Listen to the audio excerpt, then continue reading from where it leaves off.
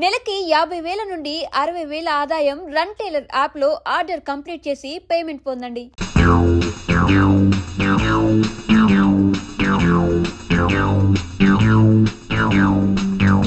మల్లాది కథారచయిత మల్లాది వెంకటకృష్ణమూర్తి కాబోలు.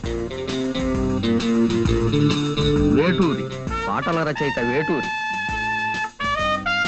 Balu P Susheela, SP Sailaja playback singer. Tara dance director. Raju అమ్మో ఫైట్.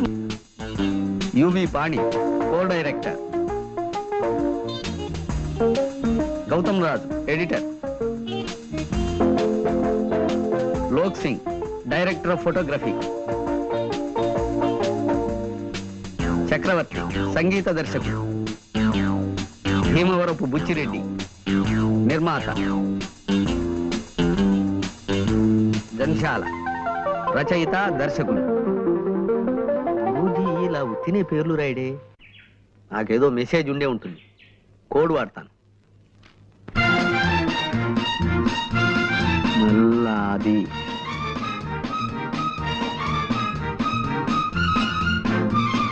వేటూరి జంశాల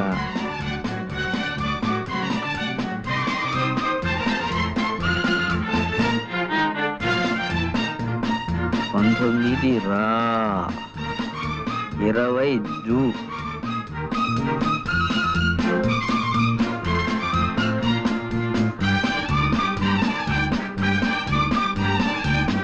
రాజు వీధి శీల భాగౌతం ఎస్పీని పిలు. అమ్మ గురూజీ గొప్ప బుర్రేనిది.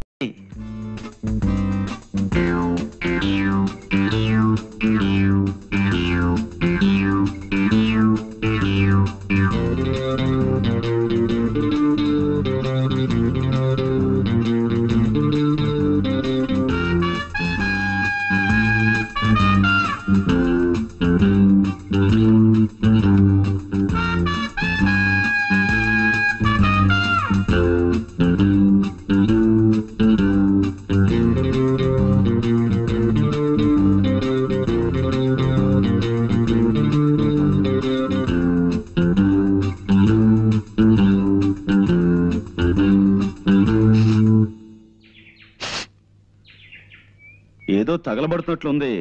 పాపం అమాయకులు చూసుకున్నారో లేదో.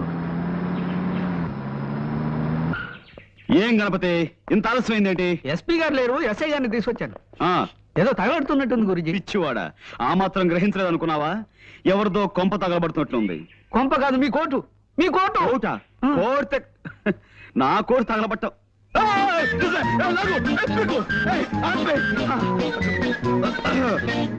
ఇదిగో Pandrangarao. No, call me Pond, James Pond. సర్లేవయ్యా, నన్ను ఎందుకు అర్జెంట్గా రమ్మని పిలిపించావు? అంటే గురూజీ మిత భాష, అనవసరంగా ఎక్కువ మాట్లాడు. కరెక్ట్. అవసరం లేని చోట అధిక ప్రసంగం చెయ్యను. అవసరం ఉన్న చోట అణుబాంబు నుంచి ఆవకాయ దాకా అనర్గళంగా మాట్లాడగలను. కొన్ని అవసరమైన సందర్భాలు అనవసరంగాను, కొన్ని అనవసరమైన సందర్భాలు అవసరంగాను కనిపిస్తుంటాయి. ఏది అవసరమైందో ఏది అనవసరమైందో, అంటే దేనికి అవసరం ఉందో దేనికి అవసరం లేదో సూక్ష్మ బుద్ధితో గ్రహించి అవసరమైన చోట అవసరమైన ప్రసంగమే చేస్తాను తప్ప అనవసర ప్రసంగం చెయ్యను. మిత భాషని కదా. ప్రొసీడ్. అంటే లోపల ఏం జరుగుతుందని ఉద్దేశం? నరమాంస విక్రయం, ఆడపిల్లల అమ్మకం. నీ కళ్ళతో నువ్వే చూదువు గాని సౌమిత్రి. కమాన్. నువ్వు హాయిగా సుఖంగా బతకాలంటే పర్వాలేదు. కమాన్. అన్ని ఏర్పాట్లు చేసావు. మా మాట వింటే నీకు మీ వాళ్ళకు మాకు అందరికి లాభం.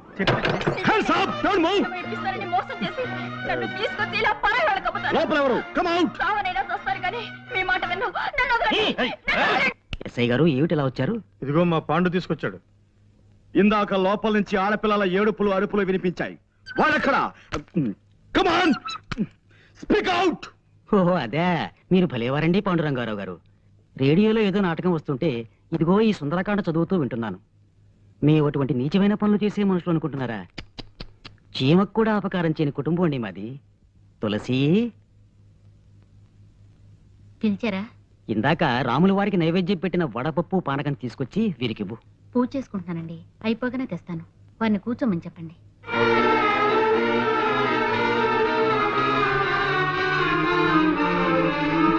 నీతో వచ్చిన చికాకు ఇదేనే పాండు. ప్రతిసారి నన్ను అనవసరంగా పిలిపిస్తావు, ఫూల్ చేస్తావు. ఇందులో ఏదో మోసం ఉంది సౌమిత్రి.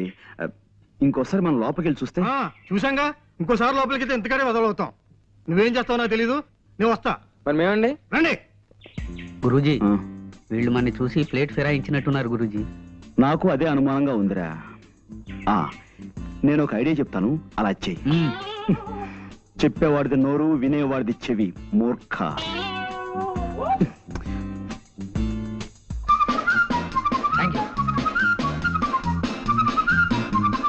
వదిలే బాబు. గురూజీ, మోసం, దగా, కుట్ర, ద్రోహం. ఏంటి వాళ్ళు ఏమన్నారు? వాళ్ళు మొన్నటి నుంచి ఏ నాటకము బ్రాడ్కాస్ట్ చేయలేదట గురూజీ. ఇప్పుడు వాళ్ళు అలవాటు ప్రకారం గేదెల చేత ఎక్కువ పేడ ఎలా వేయించాలి, ఆ పేడతో పెద్ద సైజు పిడకలు ఎలా చేయాలి అనే శ్రీమతి గొబ్బెమ్మ గారి ప్రసంగం ప్రసారం చేస్తున్నారట. I see. పద. ఆగో. Come on. Don't move. Keep standing. Now. Mister, ఇంకా రేడియోలో నాటకం వింటూనే ఉన్నారా? ఓహో, చేతిలో సుందరకాండ అంటే ఇదా? చాలా సుందరంగా ఉంది. ఓహో, ఇవి వడపప్పు, ఇది పానకం, అవునా? తులసి గారు, తమరి పూజా కార్యక్రమాలు అయిపోయాయా? Mister, no. నువ్వు పోలీస్ డిపార్ట్మెంట్ కి కనికట్టు కట్టగలవేమో కానీ ఈ ప్రైవేట్ డిటెక్టివ్ కన్ను కప్పలేవు. You're all under arrest. Come on.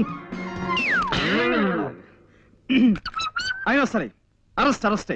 Ganapati, get them all. డబ్బు నీ సాయంత్రం మీ షాప్కి వచ్చి తీసుకుంటానులే. సత్యం, డాక్టర్ గారు నాన్నగారు వస్తున్నారు, త్వరగా వెళ్ళిపో.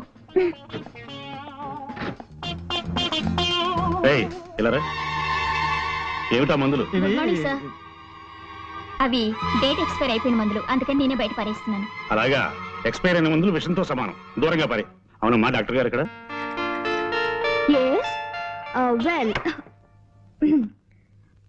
వెల్ చూడమ్మా, నీ పేరేంటన్నా? నిశ్చల. అవును డాక్టర్ గారు. మీ ఎదురింటాడికి పర్మనెంట్ తలనొప్పి అన్నావు కదా, ఒక మంచి రోట్లో తలపెట్టి 2 బలాజులకి 2 రోకళ్ళు ఇచ్చి పచ్చడి చేసామని చెప్పి తలపచ్చడి తయారవగానే తలనొప్పిపోతుంది. ఇక మీ ఎదురింటాయన్ సారీ కానీ అమ్మా, ఎదురింటాయనికి ఒక్క కన్ను కనిపించదు, రెండో కన్ను కూడా పీకించుకుంటే పీడ వదిలిపోతుంది, అంతే కదా? నిద్రపోయేటప్పుడు తప్ప జ్వాల నోరు మూత పడదు నాన్న. పొద్దున్నే పళ్ళు తోముకోవడానికి నోరు తెరిస్తే అంతే, రాత్రి పడుకునేటప్పుడే మూస్తుంది. ఆ సంగతి నాకు తెలియదా చెప్పు. లేకపోతే తనలా ఎప్పుడు ముంగిలా ఉండాలా చెప్పండి అంకుల్? అలా ఎప్పుడు నవ్వుతూ నవ్విస్తూ గడపడం గొప్ప వరం అమ్మా. చూడమ్మా, ఇక్కడ ఇన్కమ్ ట్యాక్స్ ఆఫీస్ పని మీద వచ్చాను. నువ్వు ఎలాగో భోజనానికి వచ్చే వేళ అయింది కదా, తీసుకెళ్దామని వచ్చాను. వెళదామా? నువ్వు రవి మా ఇంట్లో భోంచద్దు గాని. అవునమ్మా, రా. నేనా? నేను ఇంకా 20 టెలిఫోన్లకి తలంటిపోయాను అంకుల్. ఏరా 7 హిల్స్, ఇది 6వ రాంగ్ నెంబర్ స్పీక్ చేయడం ఏం ఆటలుగా ఉందా? గేమ్స్ గా ఉందా అని అడుగుతున్నాను. నాతో పెట్టుకోకరే. కుంతి సెకండ్స్ అండ్ బూన్, అదే భీమవరంలో ఏడాది క్రితం 1% చావ హిట్టాను. కీప్ చేయి, రెస్పెక్ట్ గా ఫోన్ కీప్ చేయి. ఎవరయ్యా అది? సార్ వచ్చేసారా? రాంగ్ నెంబర్ సార్, లైఫ్ తోడేస్తున్నాడు. నీకు ఎప్పుడు ఏదో ఒక ప్రాబ్లం వస్తూనే ఉంటుంది పట్టు. అది నా హైరోస్కోప్ సార్, జాతకం.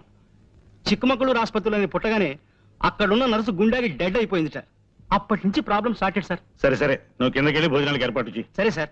గార్డెన్ కర్రీ పులుసు ఇవాళ స్పెషల్ సార్. గార్డెన్ కర్రీయా? అదేనమ్మా, తోటకూర. కబుర్లు మాని వెళ్ళి పని చూసుకోవయ్యా. అలాగే సార్.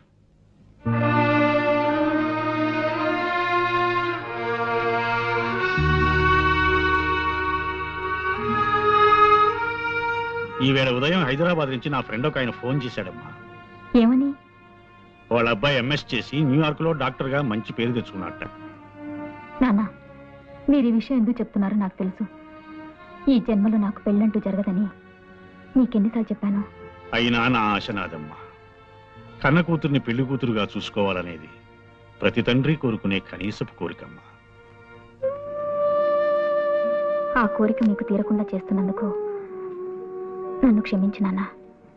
ఇంకో మగాడిని నమ్మి మళ్ళీ ఇంకోసారి మోసపోలేను.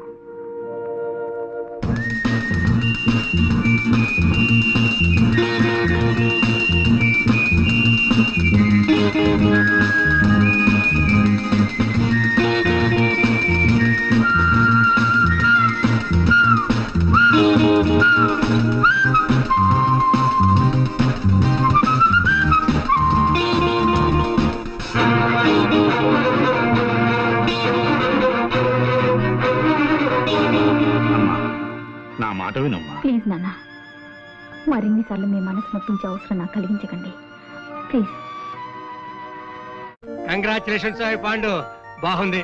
అదనమాట నువ్వు సాధించిన విజయానికి నీ బాస్ గా, మన universal detective agency managing director గా నేనెంతో గర్విస్తున్నాను. అదనమాట. Thank you sir. ఓకే, నీ బ్రెయిన్ ఎప్పుడు ఇంత షార్ప్ గా ఉంచుకోవాలి. వెళ్ళి పని చూసుకో. లేదా అది షార్ప్నెస్ అంటే అదనమాట. వెళ్ళి పని చూసుకో. Thank you sir. Please. Hello hello sir, కులాసానా? కులాసే. అవును, లెక్క ప్రకారం మీరు నిన్నే రావాల్సింది రాలేదే. మీరు వస్తారని నిన్నంతా వెయిట్ చేస్తూ కూర్చున్నాను. ఓహో, నిన్న కోట్ వేసుకొచ్చింది అందుకే గురూజీ. వేసవికాలంలో కోట్ ఎందుకు వేసుకొచ్చారా అనుకున్నా. గణపతి, ఇలా రామా, రా రా, ఇలా రా. నాకు 3,50,00,000ని 33,50,00,000 పెట్టి హెచ్చవేసి ఎంత వస్తుందో అర్జెంట్ గా చెప్పగలవా? అంత అర్జెంటా గురూజీ? చాలా అర్జెంటు. వెల్, ఇంకేమిటి విశేషాలు? ఏముందండి, నేను మా పక్కింటి వాళ్ళ కుక్కకి 4 పిల్లలు పుట్టాయండి. బుజ్జిమండలు గొనుగులాడితే ఇంతింతే ఉన్నాయి. ఎంత బుద్ధొస్తున్నాయో. ఇంకా అంటే మా ఎదురింటి ఆవిడకి ఒంట్లో బాగుండలేదండి పాపం. రాత్రంతా ఒకటే దగ్గు, పిల్లి కోతలోను. పక్కింటి వాళ్ళ కుక్క పిల్లలు, ఎదురింటి ఆవిడ పిల్లి కూతలు, ఇవి తప్ప మన మధ్య వేరే టాపిక్కే ఉండదా అండి? ఇంకేముంటుందండి, పొద్దున్న 7ంటికి లేస్తానా, 7:30కి భోంచేస్తాను. మా నాన్నగారు కాస్త ఆలస్యం చేస్తారు. కరెక్ట్ గా 9ంటికి మా నాన్నగారు నన్ను ఏదో ఇంటి దగ్గర దింపేసి స్కూల్కి వెళ్ళిపోతారు. అప్పటి నుంచి సాయంత్రం 6 దాకా ఇలా ఫోన్లు తోడటమే పని. అయ్యో, అదో తిట్టవండి. ఏంటనే కదా చూడాలి. ఈ అదృష్టం కూడా నాకు లేదా? అబ్బా, ఈ పని నేను చేయలేక చచ్చిపోతున్నాను అనుకోండి. ఏదో రోజున ధైర్యం చేసేసి ఓ బ్యాంకు దోచేసో, ఓ మనిషిని చంపేసో ఓ 1,00,000 రూపాయలు కొట్టేస్తానండి. అక్కడ ఇంకా ఎక్కువన్నా నాకొద్దు, 1,00,000 చాలు. ఈ పని మానేసి హాయిగా ఇంట్లో కూర్చోచ్చు. ఏమండోయ్, మా డిటెక్టివ్ల దగ్గర అలాంటి మాటలు మాట్లాడకండి. మీరు దొంగతనం చేస్తే మేము పట్టేసుకుంటాం. నేను చేసే దొంగతనాన్ని మీరు కాదు కదా, ఆ ఈశ్వరుడు కూడా పట్టుకోలేడు. సరే ఊరుకోండి. ఈ మాటలు మా బాస్ ఉంటే నిజం అనుకుంటాడు. గణపతి, అయిపోయింది గురూజీ. అది కాదు మాట. కై కా కమ్మ కై, కై కల్లు కై కక్క కడో, కతే కలు కసు కక్కో. కా ఏమిటిది కా భాష? ఆ భాషలో నాకు మాస్టర్ డిగ్రీ ఉంది తెలుసా? ఈ అమ్మాయి ఇల్లు ఎక్కడో తెలుసుకోమన్నారు కదా. అదే లేదు. నేను ఊరికి సరదాకి దొంగతనం విషయం చెప్పాను. ఇప్పటి నుంచి ఆరాలు మొదలెడదామనే. అదే లేదండి, జస్ట్ లైక్ దట్. వస్తానండి. మళ్ళీ ఎప్పుడు వస్తారు? చెప్పండమ్మా, మళ్ళీ కోట్ వేసుకొస్తారు.